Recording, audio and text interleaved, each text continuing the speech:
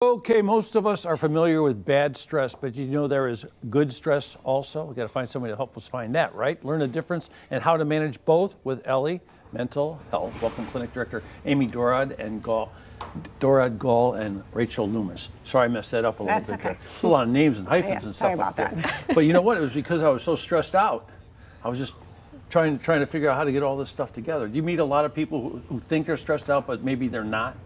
Well, I think stress is something that we all encounter, right, every day, and trying to figure out, like, what is the good stressors in life? We need good stressors that keep us motivated, that keep us growing, right? Like, we need those things that sometimes that's like planning a wedding, buying a new house, graduating school. So those are things that we need in life. How do you identify stress, like maybe the bad stress?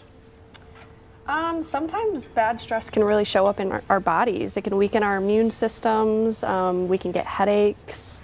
Our emotions could be kind of all over the place. Stress can come out in a variety of different ways. So it just depends. So is stress something, is there like one kind of stress and you just learn how to harness it? I wish there was one kind of stress, right? That'd be great. We can figure it all out and wrap it up See, in the now box. I'm starting to figure out what's going on here a little bit. Right, there's all sorts of different types of stress, right? Like I had mentioned, there's positive stress, and then sometimes when those positive stress hang on too long, then they become chronic stress. Does it bleed into psychiatry? It can, right?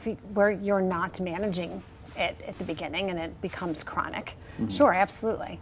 So what are some signs that somebody that they would need help from you could help them? What are some signs? Like somebody watching at home right now, they think they're stressful, or maybe they don't know what stress that's irritating them or making them feel the way they do. How do you identify it? And how should they know they should come to a professional?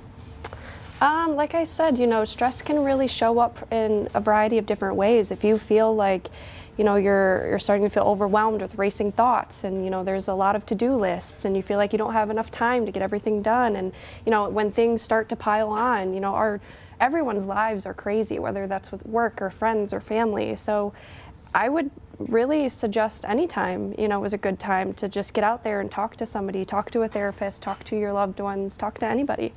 So let's talk. What's step one? Like somebody comes to see you and they think maybe this is going to help them. How do you start with somebody, and how do you determine what they need?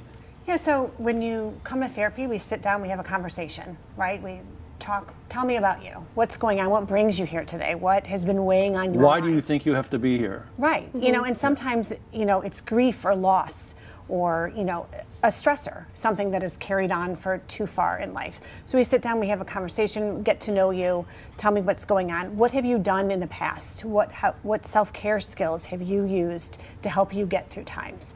And I think there's probably a misconception that you need to wait until things get really bad in order to come and sit and talk to anybody. But sitting down, you have an hour once a week that is devoted to you. If you need to come in and just sort of, we say, like emotionally vomit or have a conversation about something. I'm getting it now. It's a whole space. And it's just about you. There's no judgments. You don't have to worry about hurting my feelings. It is all about you to help you resolve your stress. So is this something that once you create a relationship, it's a relationship that continues, and how long could that continue? Really, it can continue for as long as you need. And there's things outside of therapy, there's self-care things we can do at home too, and even if we just take a couple minutes out of the day for a stretch break or a walk outside or calling up a supportive friend. You probably notice things about people, and then once you get to know them, you can help them. Right, and we get to be part of their story, and so we hear that all the time. Okay, so where are you guys, and what should people do if they think they'd like to have this conversation with you? Yeah, so we actually have 3 offices. We have Beechwood, Hudson, and White Pond. The easiest way to schedule with us is online. You can log onto our website, you can call us, and a clinician with the first available date. We have typically no waiting list, can get in next week. So we have 15 seconds, so it's a comfortable commitment when they get involved with you. Yes, and take one session at a time. Yep. There you go. Well, thank you very much for joining us.